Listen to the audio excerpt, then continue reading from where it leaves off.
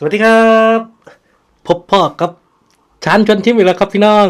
มื้อนี้เป็นข้าวเที่ยงเด้อพี่น้องเด้อข้าวเที่ยงแซ่บๆมาฝากมาตอนกันเด้อเก่าพี่น้องเอ้ยมื้อนี้เป็นข้าวหมูแดงมีกุนเชียงทอดมีไข่ต้มน้ำจิ้มแซ่บๆเลยพี่น้องเอ้ยเอาบ่ต้องเว้าหลายใหญ่ห่างเดี๋ยวบ่ทันงานพี่น้องมาเด้อกินข้าวมาซอสสูตรพิเศษเปรี้ยวหวานมีพริกดองพร้อมลาดเข้าไป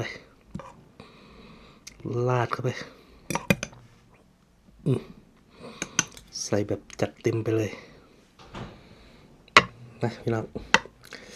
เริ่มต้นด้วยไข่ต้ม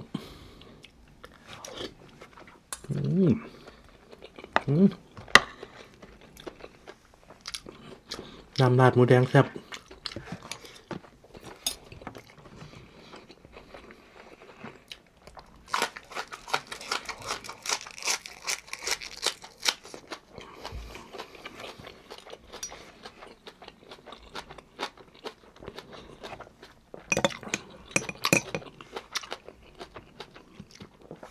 ซอสเปรี้ยวหวานแซ่บๆเลยพี่น้องเลย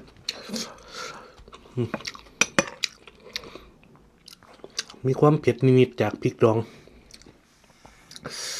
หมูแดงนุ่มๆ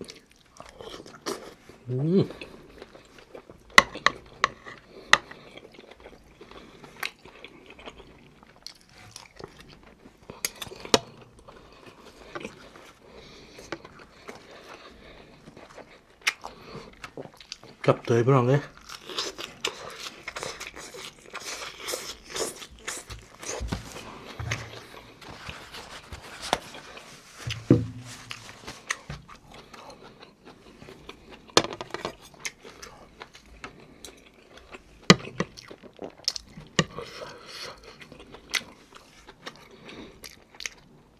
กุนเชียงทอดพี่น้อง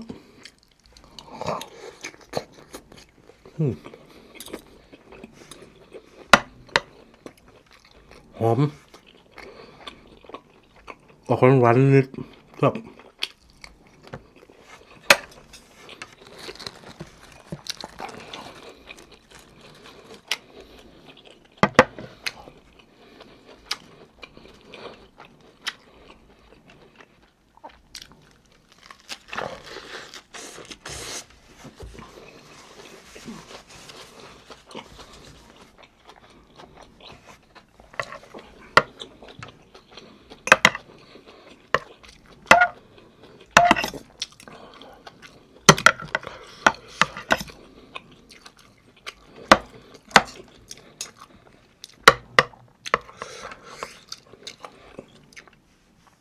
หมูแดงเทียเดียวเลยทั้งบะหมี่เลยทั้งข้าวหน้าหมูแดงเลยพี่น้อง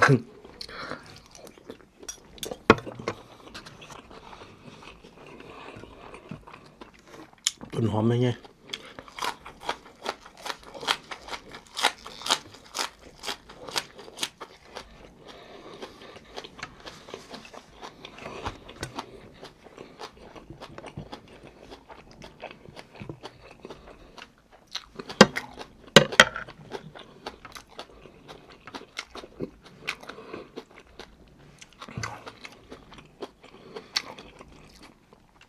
ชิ้นใหญ่ๆหั่นบางๆนุ่มๆ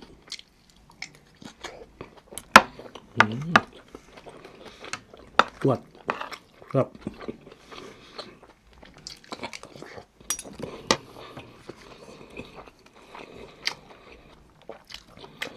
เสียดายบ่มีแตงพี่น้องมื้อนี้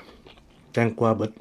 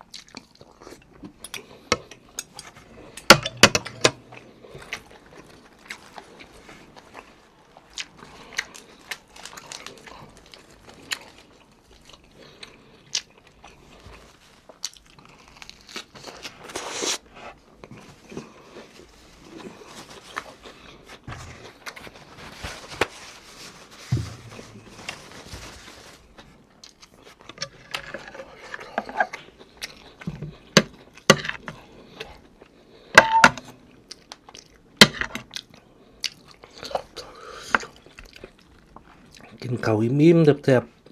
ๆพักผ่อนจังหน่อยแล้วลงงานอีกแล้วพี่น้องฝากเข้ามากดไลค์กดแชร์กดติดตามเป็นกำลังใจให้เด้อพี่น้องเด้อผู้ใดรับชมอยู่